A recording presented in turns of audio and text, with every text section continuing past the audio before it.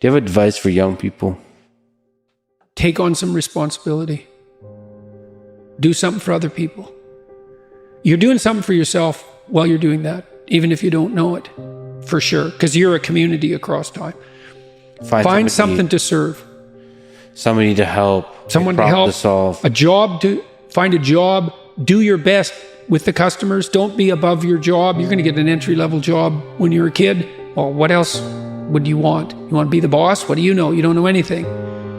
You could be the boss of your job. You know, if you're working in a grocery store, or you're working in a convenience store, assuming you're not working for terrified tyrants, you can be nice to the customers. You can develop your social skills. You can learn how to handle a boss-employee relationship.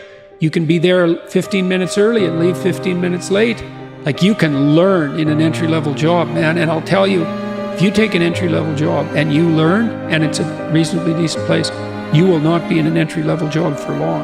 Because everyone who's competent is desperate for competent people. And if you go and show yourself as competent, there'll be a trial period. But if you go show yourself as competent, all sorts of doors you didn't even know were there will start opening like mad. So you strive for competence, for craftsmanship. Yeah. For discipline. You know, I mean, I said in one of the chapters of my books is focused on putting your house in order. It's like, well, how do you start? Make your bed. You know, it actually took me quite a long time in my life before I made my bed regularly in the morning. Most of my life was in pretty good order, but that was one thing I didn't have in order. My clothes in my closet as well, all that's in order. Not all of it. I'm cleaning out some drawers right now, but look around and see what bugs you in your room. Just look. It's like, okay, I'm in my room. Do I like this room? No, it bugs me. Okay, why? Well, the paint's peeling there, and it's dusty there, and the carpet's dirty, and that corner's kind of ugly, and the light there isn't very good, and my clothes closet's a mess, so I don't even like to open it. Okay, that's a lot of problems. That sucks. That's a lot of opportunity. Pick something and fix it. Something that bugs you. Yeah, but not too much. So the rule is, pick something you know would pick a problem. Pick a solution to it that you know would help, that you could do, that you would do. So you have to negotiate with yourself. It's like, well, I won't clean up this room. How do you know? I've been in here for 10 years and I've never cleaned it up. It's like, well, obviously that's too big a dragon for you. Would you clean one drawer? Find out. And so imagine now you want to be happy when you open that drawer. You think, well, that's stupid. It's like, is it? Maybe it's your sock drawer, which I cleaned up in my room the other day, by the way. You're gonna open that every morning. So that's like 30 seconds of your life every day.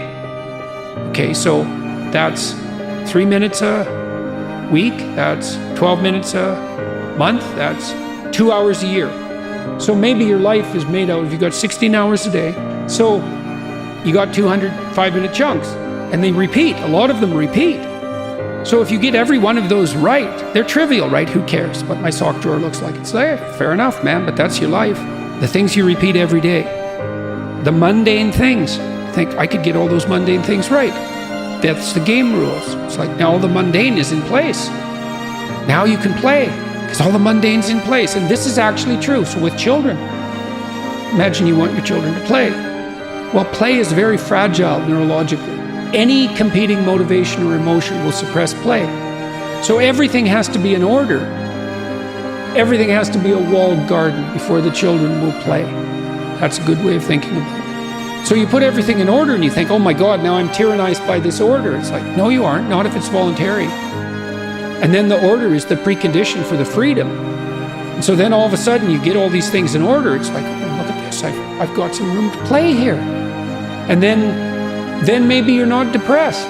Now, it's often not that simple, you know. It's not that simple. Try putting your room in order, perfect order.